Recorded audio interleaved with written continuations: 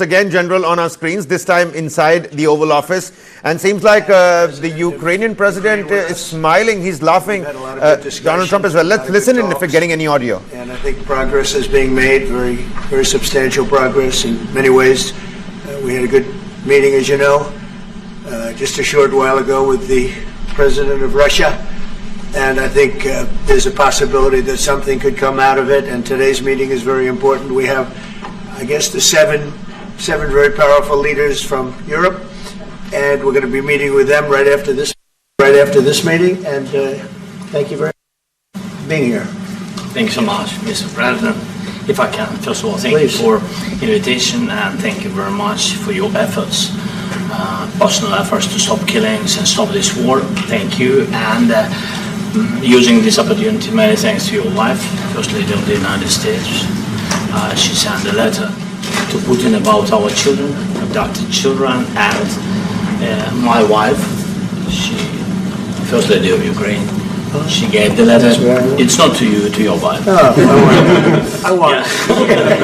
Yeah. So we are saying this sensitive topic. Yes, please. And thanks to our partners, and that you supported this format. That after our meeting we can have leaders who are around us.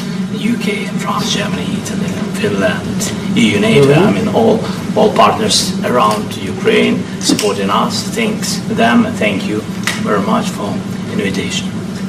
Thank you very much for being here. President Trump. Do you think it's fair? Yes, Peter, go ahead. Thank you, President Trump. So, President Zelenskyy, you say in a post on X today, Russia must end this war, which it itself started. President Trump, you say President Zelenskyy of Ukraine can end the war with Russia almost immediately if he wants to, which is it? Yeah, I think that's true. I think we're going to have a meeting. I think if everything works out well today, we'll have a trilat, and I think there will be a reasonable chance of ending the war when we do that. And is this the end of the road for American support for Ukraine? Is today's meeting deal or no deal? I can never say that. It's never the end of the road. People are being killed, and we want to stop that. So I would not say it's the end of the road. No, I think we have a good chance of doing it. It's been almost 4 years now that a lot of people were killed last week. A lot of people last week. I mean, millions of people killed, but a lot of people last week for whatever reason. A big number, a lot of soldiers, on both sides. And I know the president, I know myself, and I believe Vladimir Putin wants to see it ended. And as you met with Putin on Friday, today you've got President Zelenskyy here. As you listen to Russia and Ukraine, which side has the better cards? Well, I don't want to say that. I'm just here to be. Look, this isn't my war. This is Joe Biden's war. He's the one that had a lot to do with this happening, and we want to get it ended. And we want it to end good for everybody. We want it to end good. The people of Ukraine have suffered incredibly. And to that point, President Zelenskyy, are you prepared to keep sending Ukrainian troops to their deaths for another couple years, or are you going to agree to redraw the maps? Thank you for your question. So, first of all, we live under each day attacks. That today have been a lot of attacks and a lot of wounded people, and the child was dead, small one year and a half. So we need to stop this war, to stop Russia, and we need support American and European partners. And we will do our best for this. So, and I think we show that we are strong people, and we supported the idea of the United States, of personally of President Trump, to stop this war, to make a diplomatic way of finishing this war, and we are ready for trilateral, as President said. This is a good signal about trilateral. I think this is very good. Thank you. Mr. President,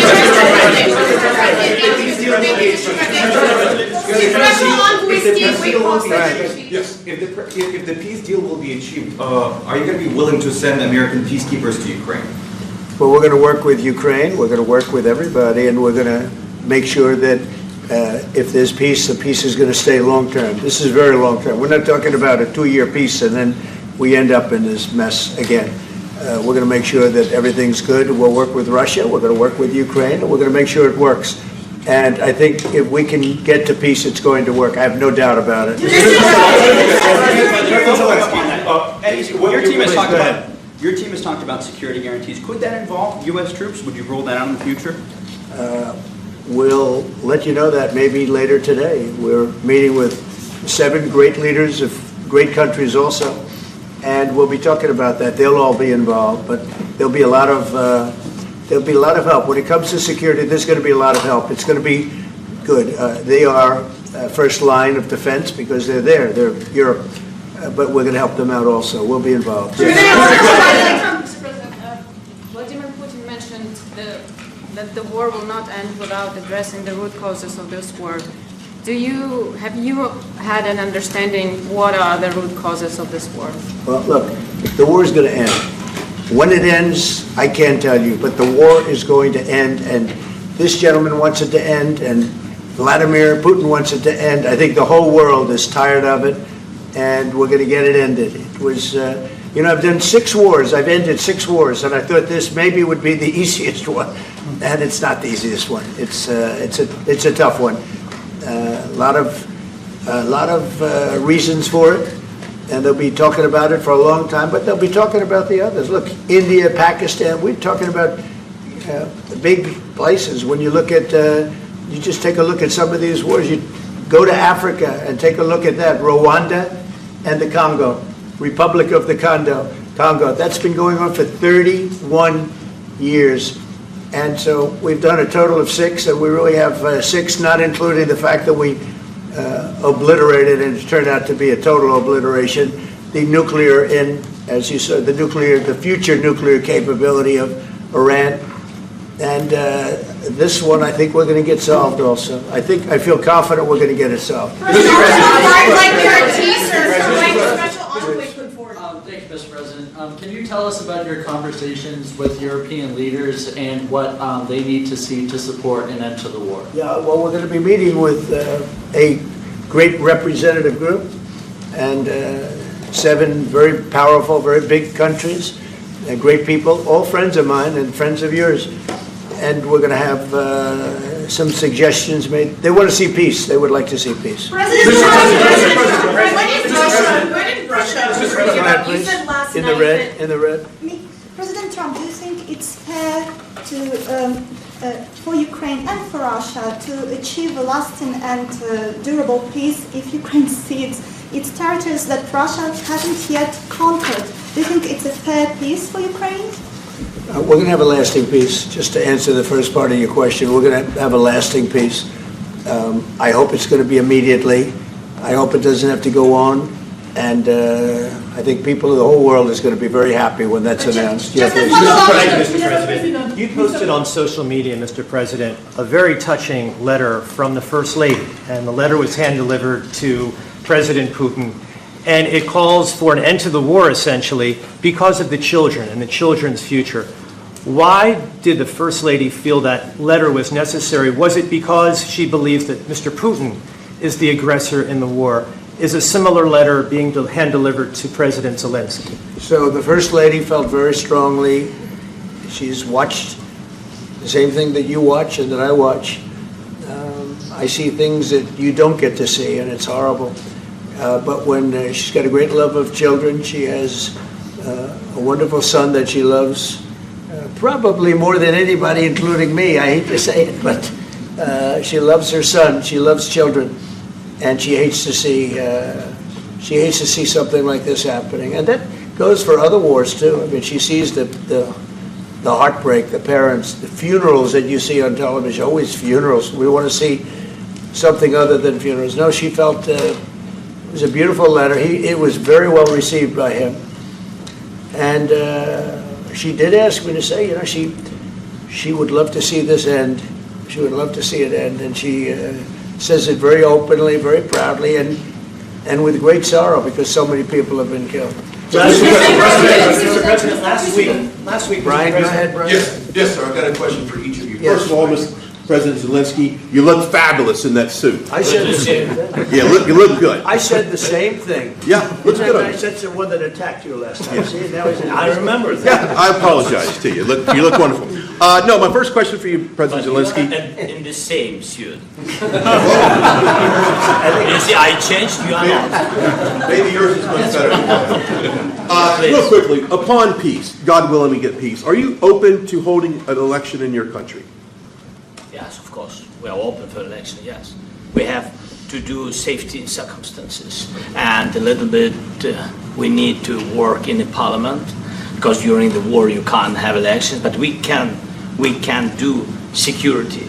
We need, maybe, how to say, we need a truth, yes, everywhere, in the battlefield, in the sky, and the sea, yeah, to make possible for people to do democratic, open, legal elections. So you say during the war you can't have elections. So let me just say 3.5 years from now, so you mean if we happen to be in a war with somebody, no more elections? Oh, that's good. I wonder what the fake You like this idea? Yeah. No. Speaking of news, I got a question for you. This sounds insane for me even to ask this, but do you think the American media really doesn't even want a peace deal because they've seen they've been so critical of you every step of the way as you lead the charge for peace? It's an amazing phenomenon. I said that if in the settlement you got Moscow, St. Petersburg, and thousands of miles around them, they would say, I made a bad deal. The level of hatred and animosity is incredible. Not with all. I mean, we have great people up here. We also have terrible people up there that I think are told what to say. But, you know, in solving all of these wars, they don't even write about it. You know, I saw major wars. I saw wars that have been going on for 31, 35, and 37, and a couple of quicker ones. One that was going to go into a full-blown deal very quickly. You know what the one I'm talking about. It was a big one. But they don't even write about that. No matter what I do, no matter what, and you know, this is not anything to do with you. It's probably to your advantage in a certain way. But no matter what I do, no matter what deal I make, from my standpoint, you'll come out good. Maybe President Putin will come out good. But they'll say, Trump was absolutely horrible. It's just that, and I've lived with that for a long time. I've lived with it since just before the first election. I used to get great publicity.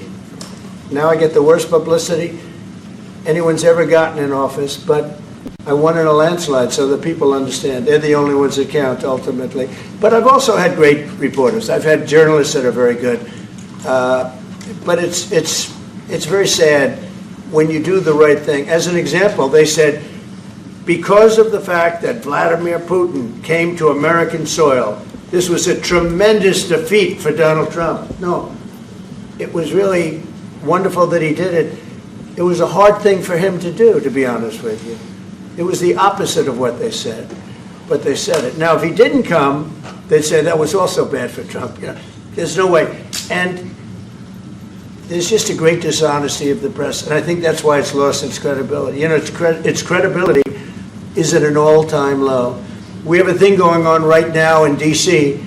We went from the most unsafe place anywhere to a place that now friends are calling me up, Democrats are calling me up, and they're saying, sir, I want to thank you. My wife and I went out to dinner last night for the first time in 4 years, and Washington, D.C. is safe, and you did that in 4 days.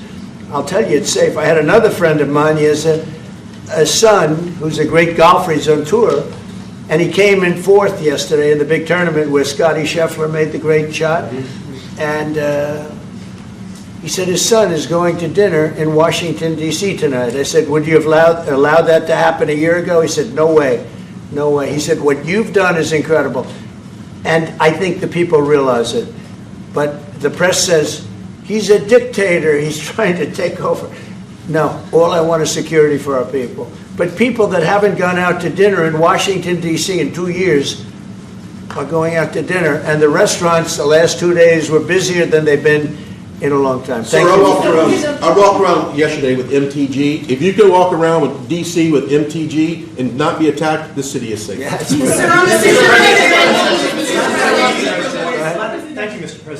last week you warned of what you called severe consequences if a 30-day ceasefire or any type of ceasefire were not agreed to by Russia. Will there be severe consequences? Does that change because of I your don't meeting think you with need a President ceasefire. You know, if you look at the 6 deals that I settled this year, they were all at war. I didn't do any ceasefires. And I know that it might be good to have, but I can also understand strategically why, well, you know, one country or the other wouldn't want it. You have a ceasefire and they rebuild and rebuild and rebuild, and, you know, maybe they don't want that. But if you look at the 6 deals that we made peace and you know, long-term, long-running wars, I didn't do any ceasefires. Would I like the concept. You know, I like the concept of a ceasefire for one reason, because you'd stop killing people immediately, as opposed to in 2 weeks or 1 week or whatever it takes. But we can work a deal where we're working on a peace deal while they're fighting. They have to fight. I wish they could stop. I'd like them to stop. But strategically, that could be a disadvantage for one side or the other. But all of these deals I made without even the mention of the words ceasefire. President Zelenskyy, can you explain the decision to offer Ukraine Article 5 like security guarantees, but stop short of pushing for their full membership? Yeah, well, we haven't done anything on that yet. If you look back and you go back long before President Putin, it was always a statement that they would never allow Ukraine into NATO. So that was a statement that was made, but we haven't discussed any of that yet. We're going to be discussing it today. But we will give them very good protection, very good security. That's part of it. And the people that are waiting for us, they are, I think they're very like-minded. They want to help out also. Thank you, President. Thank you, President Trump. Are you disappointed there's no The United ceasefire, States, Mr. President? the United States has already given hundreds of billions of dollars to this war effort in Ukraine. At best, it is a stalemate, and the killing continues. So, President Trump, how much more is the United States willing to give Ukraine? And President Zelenskyy, how much more do you want? Well, I'll start off just by saying we're not giving anything now. We're selling weapons. This is something before, I guess the number is well over $300 billion. That was under Joe Biden, a corrupt politician, not a smart man, never was. By the way, go back 40 years, he was not a smart man 40 years ago either. But now he's in particular bad. This was done by a corrupt administration that shouldn't have been in, and frankly, if the right results of the election were given, if I were president, this war would have never taken place, and he would have been very happy, because he would have liked to have seen. I mean, they went through hell. He went through hell. This war would have never happened, and the people that were killed, a couple of million people, a lot of people with soldiers and everything else, and the people that have been displaced and forced into other areas and other countries because of what's happened, none of that would have happened.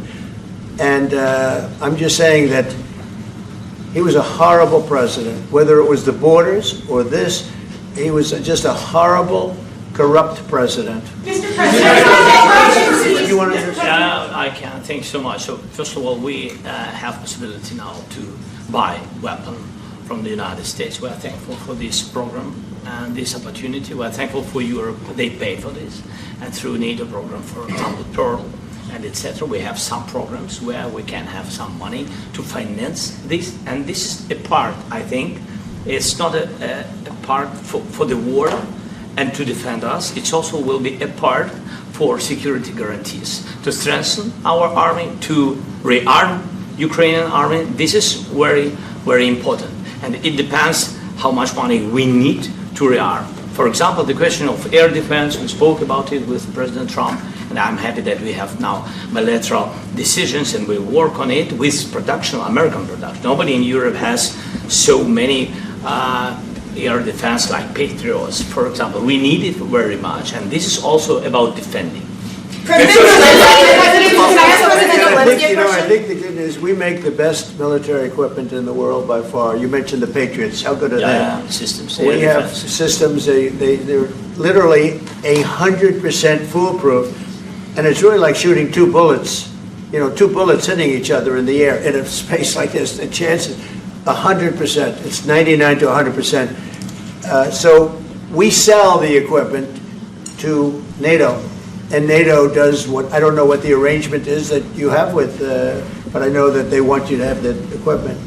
and we're getting the best equipment in the world, but they pay us for the equipment. Under Biden, it was just crazy what was going on. I believe the number is over 300. I think it could be $350 billion worth of equipment and money and everything else. And we've made more progress in settling this war in the last 2 months than they made in 4 years. This should have been settled a long time ago, but it should have never happened. Yeah, please. Real quickly, you pushed out on social media. All right, Brian, go first. You pushed out on social media about doing away with mail-in ballots and potentially electronic voting machines. Can you expand on that and how important Well, that is? that's a very off-topic, just really quickly. Mail-in ballots are corrupt. Mail-in ballots, you can never have a real democracy with mail-in ballots. And we, as a Republican Party, are going to do everything possible that we get rid of mail-in ballots. We're going to start with an executive order that's being written right now by the best lawyers in the country to end mail-in ballots because they're corrupt. And you know that we're the only country in the world, I believe, I may be wrong, but just about the only country in the world that uses them because of what's happened. Massive fraud all over the place. The other thing we want change are the machines. For all of the money they spend, it's approximately 10 times more expensive than paper ballots. And paper ballots are very sophisticated with the watermark paper and everything else. We would get secure elections. We'd get much faster results. The machines, I mean, they say we're going to have the results in 2 weeks. With paper ballots, you have the results that night. Most people, many countries use paper ballots. It's the most secure form. So between paper ballots, very, very important, paper ballots, and I think maybe even more important, the mail-in voting. We're going to end mail-in voting. It's a fraud. If you have mail-in vote, even Jimmy Carter with this commission, they set it up. He said the one thing about mail-in voting, you will never have an honest election if you have mail-in. And it's time that the Republicans get tough and stop it because the Democrats want it. It's the only way they can get elected. Because with men and women's sports and with transgender for everybody and open borders and all of the horrible things, and now the new thing is they love crime. They're fighting me on the fact that I've made Washington, D.C. safe. We're not going to get mugged, beaten up, or killed like all the people you've been watching get so badly hurt. I'm glad, I hate to take your time in this, but I'm glad you asked me that question. We're going to stop mail-in ballots because it's corrupt. You know, when you go to a voting booth and you do it the right way and you go to a state that runs it properly, you go in, they even ask me. They asked me for my license plate, for identity. I said, I don't know if I have it. They said, sir, you have to have it. I was very impressed, actually. But it's very hard to cheat with mail-in voting. As you know what happens in California, it's so corrupt, where some people get 5, 6, 7 ballots delivered to them. Now, we got to stop mail-in voting, and the Republicans have to lead the charge. The Democrats want it because they have horrible policy. If you have mail-in voting, you're not going to have many Democrats get elected. That's bigger than anything having to do with redistricting, believe me. And the Republicans have to get smart. We're not going to have a country. I said for a long time at rallies, you need borders and you need free and fair elections.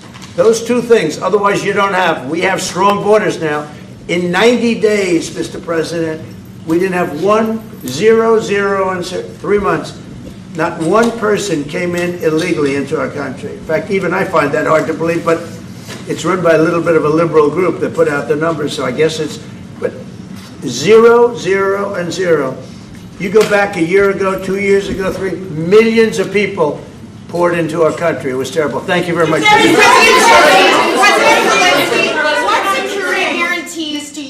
From President Trump to be able to make a deal? Is it American troops, intelligence, equipment? What is it? Everything. And really, it includes two parts. First, strong Ukrainian army. That's what I began to discuss with your colleagues.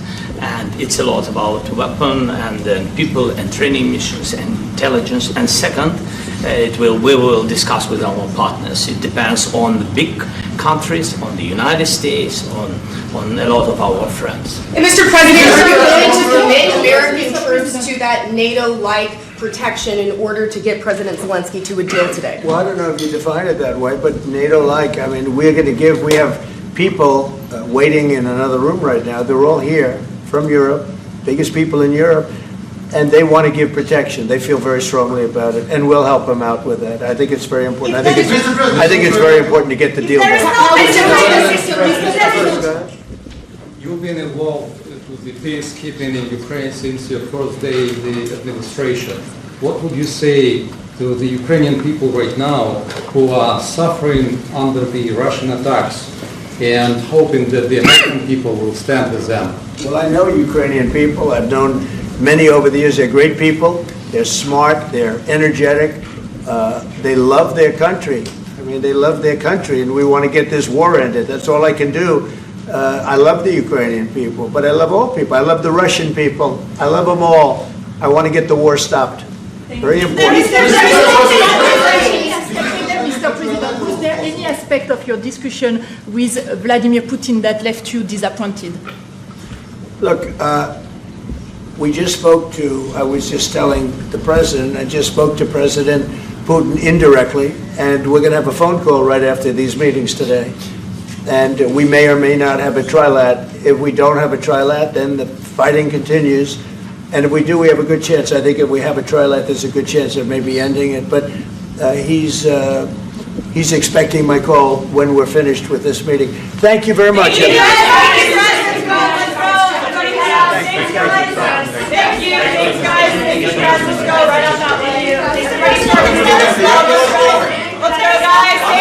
Thank you, press. Let's go. Let's go. Move.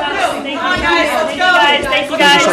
Thank you, press. Thank you. Keep moving. Thank you, guys. Keep moving quickly. Let's go. That seems to be the press conference now concluded. So much happened over the last 25 minutes in this press conference. Let me quickly introduce the panelists who've been patiently waiting with me and listening to this press conference. Major General S.B. Asthana, defense and geopolitical expert. Very warm welcome to you, General.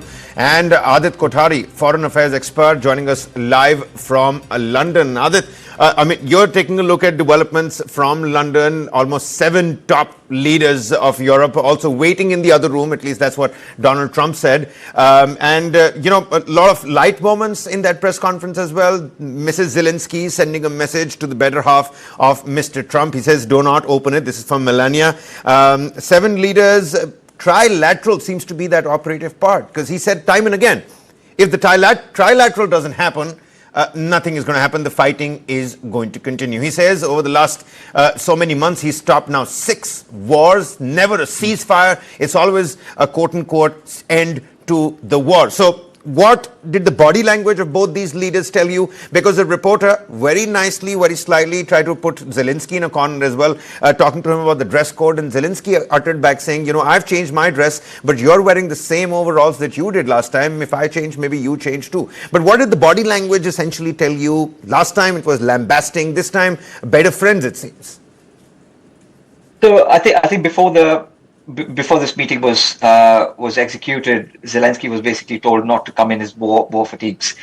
So that was one part of it, and you can see that he's dressed much more appropriately in this case. But the larger message from this particular press conference is that any peace deal that comes about will largely have the signatures of Ukraine, US, and Russia, and EU will basically be a bystander. They are, the whole entourage that has come behind Zelenskyy from President Trump's body language is basically going to be treated like an entourage of cheerleaders who are just there to basically try and pressurize Trump to not accepting any of the concessions that Putin has previously made. But President Trump is basically going to be trying to pressurize Zelenskyy and try to lambast the EU partners out. I mean, we've got to remember that the Alaska summit that happened, it was basically Putin calling the shots. At this point of time, there is over 20% of Ukrainian land which is under Russian occupancy. So he's not going to let go of that very easily. So any trilateral meeting that happens as a consequence of this will basically need to be ensuring that territorial concessions are not part of it, and whatever that Article 5 or that vague sort of security concerns that Ukraine is raising, it will have to be accept NATO. It seems like Donald Trump says, I'm going to give you something better than what NATO can offer. I'm giving you United States' security. Why do you want transatlantic unity when I'm giving you United States' security? To a question asked by the reporter, take a look at this, Major General. The reporter says, what is it that you're looking for? Are you looking for our planes? Are you looking for our equipment? Are you looking for our weapons, intelligence? Zelenskyy says, without wasting a breath, everything. I want everything. To a particular question to Zelenskyy again, the reporter very smartly asks this question. He says, are you going to let thousands of your troops and civilians die, or are you ready to redraw the map lines? To which it seems like strategically Zelenskyy is open to the idea of taking in those painful concessions. That's my limited opinion. What did you make of this press conference, General? See, there are realities on ground, and in context of realities of ground, I think Zelenskyy is also understanding the gravity of what the ground situation gives. And that is why what President Trump has been mentioning through his tweets, maybe Zelenskyy has also softened up in a manner that earlier he was saying not an inch of ground to be given. And now I think he is looking at a slightly broader picture. Now, if you see the reality on ground, the reality of ground is 20% territory of Ukraine is with Russia.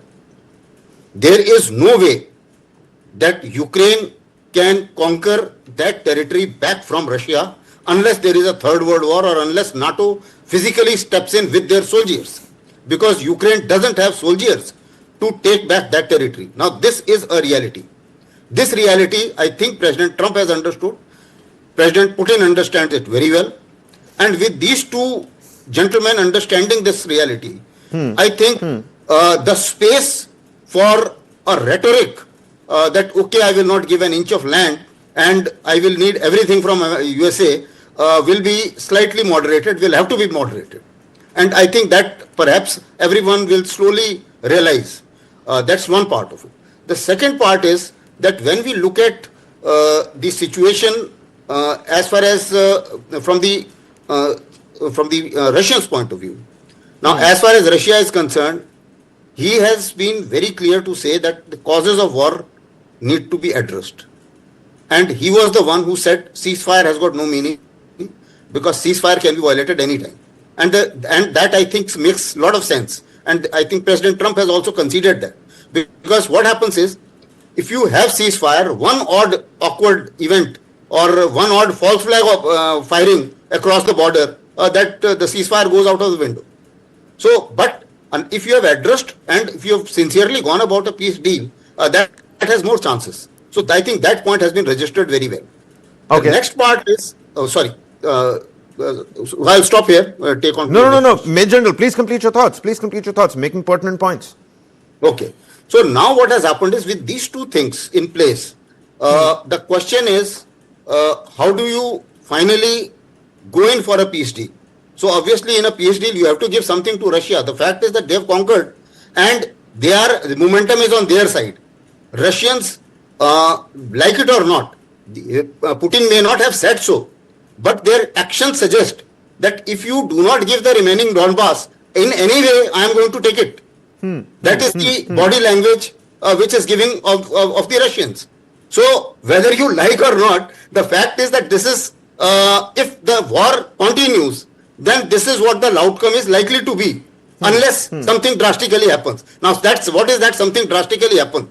That something drastically is NATO gets into the in the war. Now, that I think President Trump is very clear that we are not getting into this war. Okay. Also, if you see the broader geopolitical sense, the geopolitical sense is America, in case he gets sucked into this war, then obviously China is absolutely free, and Indo-Pacific strategy goes out of the window. So America has its limitations not to get into this war, and therefore no NATO membership, no Article 5. Other than that, America is ready to give everything. That's what I visualize from whatever conversation has taken place. All right. Adit, would you echo along the lines of what Major General has told us? Is trilateral really a possibility? And if so, how soon? And if nothing is to be expected from the other European leaders apart from being part of that cool entourage that has made its way to Washington, D.C. I mean, apart from a little kayaking stint in the Potomac or, checking out Seattle maybe in Washington, what else are the European Union leaders now going to do over there? Is it just a day out for these 7-8 top leaders? Kabir, before I come to the European leader side of things, let's cover the Russia angle. I mean, what General Astana is basically saying is that the offensive militarily has largely gone in favor of Russia. I think we all understand that. Why? If you look at Luhansk, the region, the current region is under Russian occupation. Just not occupation, but there is Russian governance systems in place where you have a governor, you have the mayor. They've stationed a fresh governor there. Yep, exactly. You're right. So even Donetsk, from a regional perspective, is largely under Russian control. And over the last couple of months, if you see, the Russian offensive has only increased in that region. So I think I'm going to concur with General Astana here, where he says that, if you do not give Donetsk, they are eventually going to take it over, because the American boots on ground is definitely a no-go. That is not happening. The European partners are militarily not strong enough to provide that kind of military acumen to Ukraine to fight off, fend off Russian aggression. From a larger perspective, I think the Russians are going to be controlling the narrative, and they are not going to seize or let go of those areas which are currently under their occupation. And somewhere or the other, Ukraine will have to accept this as part of reality. We've got to go back into history. In 1962, India accepted that, Aksai Chin had been, captured by the Chinese. And that has been, even though we say that, it's part of India, it's long accepted that, China is never going to let go of it very easily unless there is another full-fledged war. So I don't think, Ukraine has a lot of leveraging bargain here. Now, coming to the EU leaders truly believe that the Alaska summit was completely lopsided in favor of Russia, and the peace in the grand scheme of things, they can only try and pressurize pressurize Trump to a certain degree to ensure that they do not give in to all of the demands that Putin basically has. And the vague security concerns that we are speaking about from a Ukrainian perspective, yes, of course, I think President Trump has made it clear that, I'm going to give you something better in the sense that, you have to give me more mining rights, and I will ensure that, your security concerns are addressed as a consequence. All right, then. I think we're going to slip into a quick commercial breather here. It was a long press conference. Adit Kothari and Major General, I'm going to request you to please stay on with us. A quick commercial commitment. And on the other side, lots more to discuss. I still can't get over the fact that the reporter said you look fabulous in that dress. And Zelenskyy knows how to hold his ground. He's not cowing down. He's not here to beg for those concessions, but he does understand what are options that are available in front of him. And he's got the backing of that super cool looking entourage, but does that entourage have the diplomatic strength to carry out what Zelenskyy wants? That's a big question at this point in time. A quick commercial breather. On the other side, Major General and Adit Kothari with us. Associate sponsor, Dyna Premium Beauty Soap. पहली झलक करे खूबसूरत.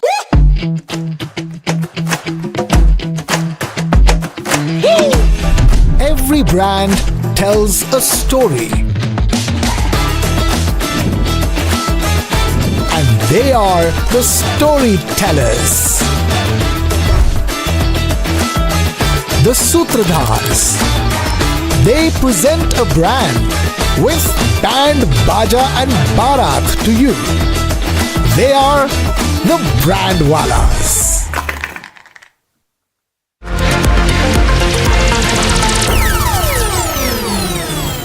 Light, camera, and action. Kick back, relax, grab your favorite snack because News9 is here with your weekend dose of entertainment. It's time to take a deeper dive into the buzzworthy happenings of the entertainment world. From celebrity gossips to exclusive conversations, from nostalgic moments to News9's pick of the week, don't worry, we've got you covered here. And I hope you've grabbed your popcorn by now because News9's page 3 is here to serve you everything that we call entertainment. So do stay tuned every Saturday and Sunday, 2:30 p.m. Uttarakhand has been witnessing heavy continuous rainfall this season. Why did this happen? This is happening because of us, humans, and that's the fact. That whether it was an impending climate change, what should state governments be doing, sir? If we do not nurture Himalayas, Himalayas will not nurture us. After targeting India on its alleged high tariffs, New Delhi stands firm against Trump's bullying. 1 crore voters add हुए थे, जो हमें मिला है वो atom bomb. I really expect that our political parties should respect for institutions which are mandated by the Constitution.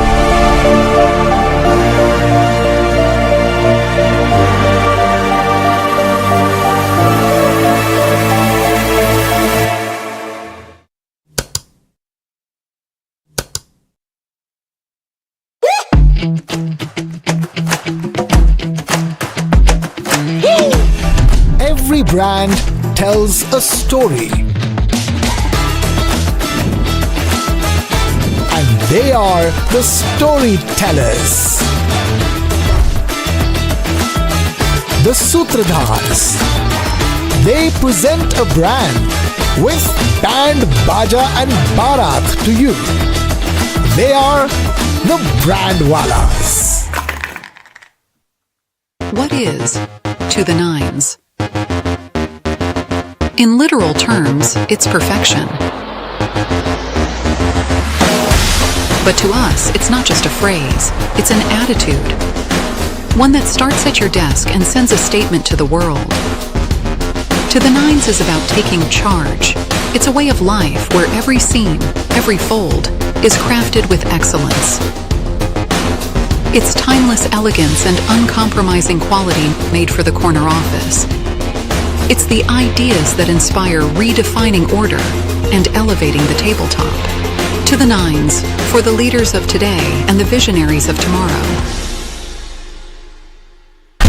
A small window of hope has opened for Nimisha Priya. You know, human beings live by hope. Is Vijay challenging Dravidian party?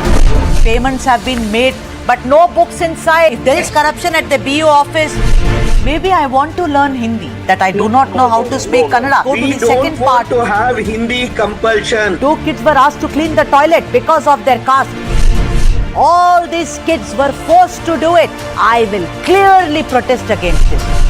3 passes, Mr. Gowda. People rush. I'm asking you, what makes Palaniswamy so confident? We're sitting on moral boulders. Tamil Nadu seems to have become extremely unsafe.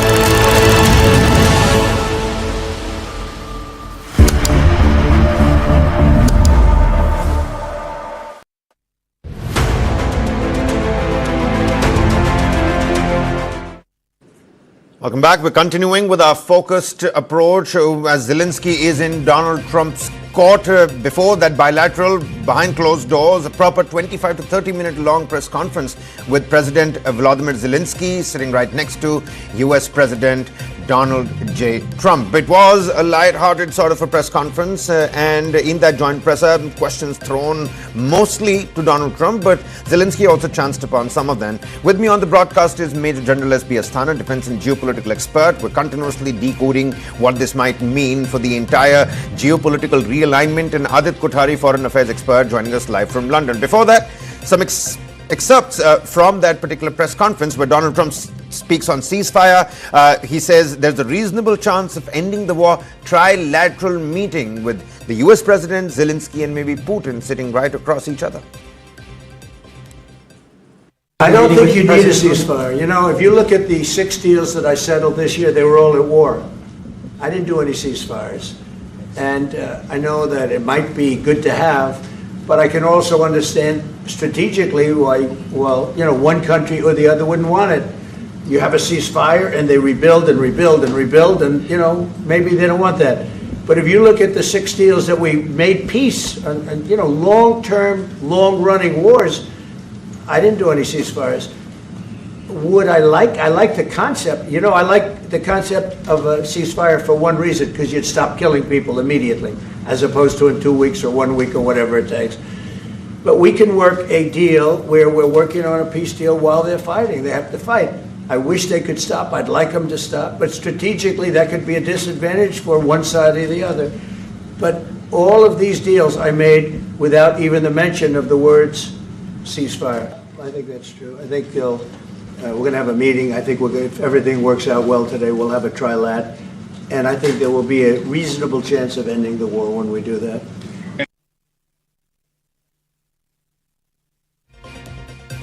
I think that's true. I think we're going to have a meeting. I think if everything works out well today, we'll have a trilat. And I think there will be a reasonable chance of ending the war when we do that. First of all, we live under each day attacks. That today have been a lot of attacks and a lot of wounded people, and the child was dead, small one year and a half. So we need to stop this war, to stop Russia, and we need support American and European partners. And we will do our best for this. I think we show that we are strong people, and we supported the idea of the United States, personally of President Trump, to stop this war, to make a diplomatic way of finishing this war. And we are ready for trilateral, as President said. This is a good signal about trilateral. I think this is very good.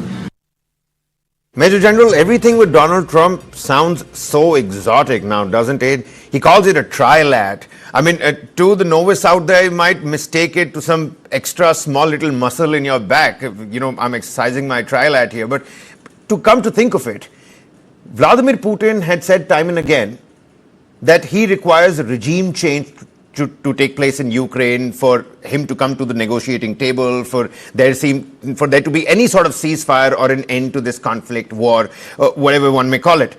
He says, Volodymyr Zelenskyy says he's ready and open for elections. He says during war there can't be any elections, but maybe after peace we could call for fresher elections. How does that now turn and twist things around? See, President Zelenskyy is looking at a trilateral somehow, or looking for a meeting with Putin somehow. And as far as the elections are concerned, he is quite clear that he doesn't want elections so long as the war is there. And he also knows that so long the war is there, he will remain in chair. And after elections, he may not be in chair. That, I think, also is very well known to him. So he is, I think, jockeying as far as his position on elections is concerned, and somehow giving some kind of reply to the reporter.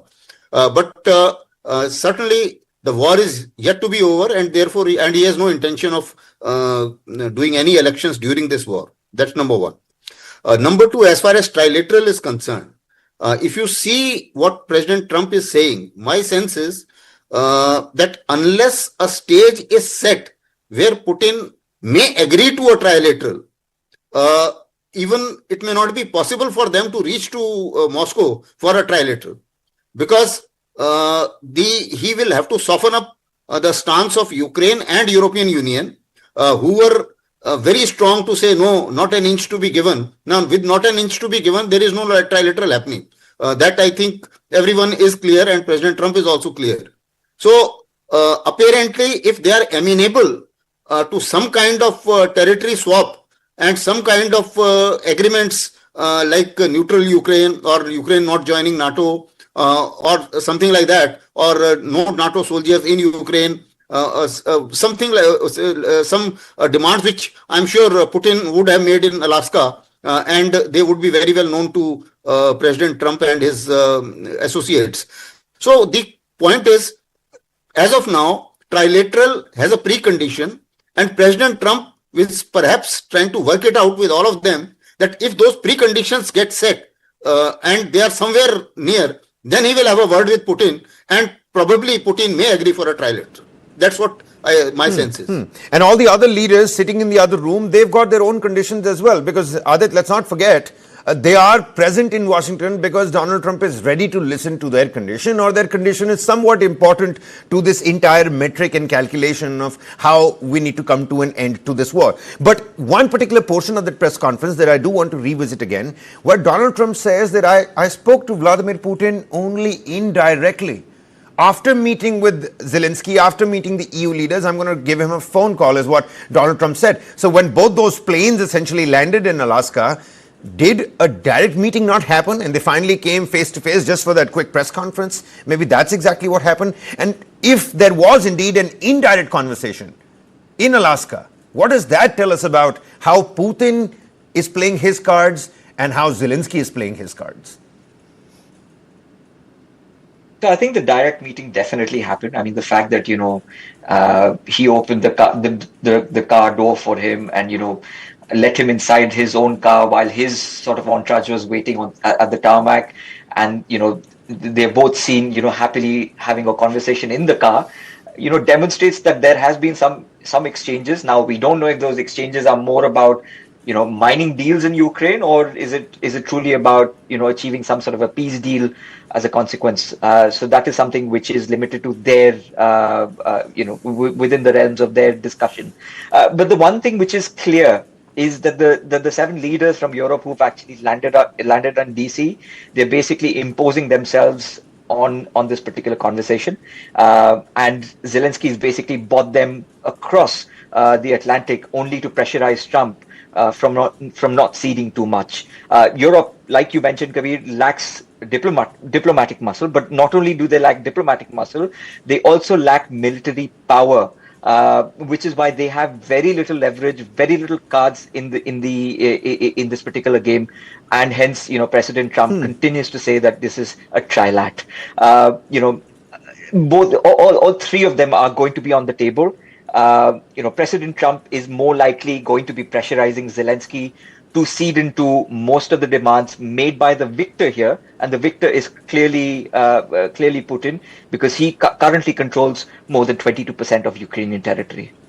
So as part of that WrestleMania match, it seems like Donald Trump is standing right in the center, and he's held the hand of Putin, he's raised it, the crowd suddenly starts cheering when Zelensky has been doing the major lifting when it comes to hectic parlays, going from door to door, quite literally begging for anything that would come his way. What happens next, Major General, if Ukraine is forced to compromise, which seems to be happening?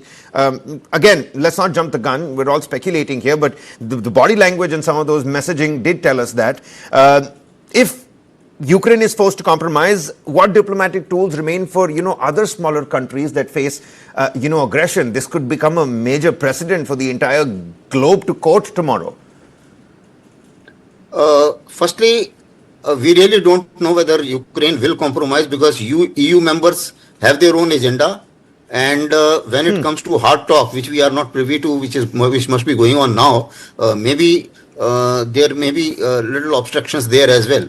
So we will perhaps know a little later as to how much they have Ukraine is ready to concede and how much European Union countries are ready to concede. But answering your second question, that what message does it give to the rest of the world? Now let me say in no uncertain terms, there are no shall I say situation in one country does not apply to other countries. Let me put it this way. Because as of today, if you look back at the history, America invaded Iraq, they invaded Afghanistan, they invaded Libya. Nothing very much happened in the rest of the world. Today, Israel is physically present in Lebanon. They have almost taken a major portion of Gaza. Despite UN resolution, you find that in West Bank, Israeli settlements have come up. Nothing has happened on the rest of the world. So if the presidencies have to be gone into, a lot of things have happened earlier as well. But the problem is, in the world of today, whoever is powerful at that particular point of time, he dictates the term. And that is how it has happened in many cases. I don't think that analogy holds good, because that analogy also is not applicable for Taiwan also, because Taiwan is again a different set of, there are various different set of considerations. It's not a Ukraine-Russia kind of situation. In this Russia-Ukraine situation, it was precipitated by so many other reasons as well, which I'm sure everybody, after watching 3.5 years of war, the whole world is aware of, that NATO did expand eastwards, irrespective of whatever they may say, that it was their choice or it was country's choice to join us, etc., etc. But then the fact is that Baker did promise something and that was not kept up. Similarly, there were certain security concerns of Russia as well. Now, if for American security concerns they can bomb Iran, why can't Russia also act proactively? At the same time, I am very well aware when this war started. A year before this war, there was a decree passed by Zelenskyy that he will take back Crimea. And there was an exercise conducted by America in Black Sea. And that is where Putin got activated. Because knowing Putin what he is, he would better take a preemptive offensive than wait for Americans to capture Crimea or Ukraine stroke America to capture Crimea and then respond later. So he did what he did depending upon that. So he has his own reasons why he did it. The reverse is also true that yes, there is an aggression. We have to call a spade a spade. This is everybody's got their own reality. You're absolutely right, Major General. And I think that's the major important point, because Donald Trump's words, it seems, through Truth Social echo beyond Washington. And for Zelenskyy, every signal from the United States is now shaping up Ukraine's future and, of course, that entire region. But what's important again here is that let's hope that good sense prevails. Killing must stop. It doesn't matter who says it. Everybody wants lasting peace. They want fair peace. They want just peace. But then here's the catch, everybody wants it. And who all will get it, we don't know. Watch on News 9 to bring you all the latest. Major General, many thanks for joining us here on the broadcast. Adit Kothari, always a pleasure to have you with us here on News 9. We're going to slip into a quick commercial breather here. Top developments right on the other side.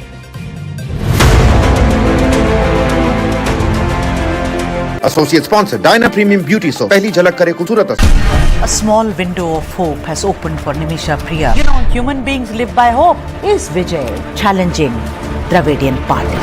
Payments have been made, but no books inside. If there is corruption at the BO office, maybe I want to learn Hindi, that I do not know how to speak Kannada. Go to the second part. to have Hindi compulsion. 2 kids were asked to clean the toilet because of their caste.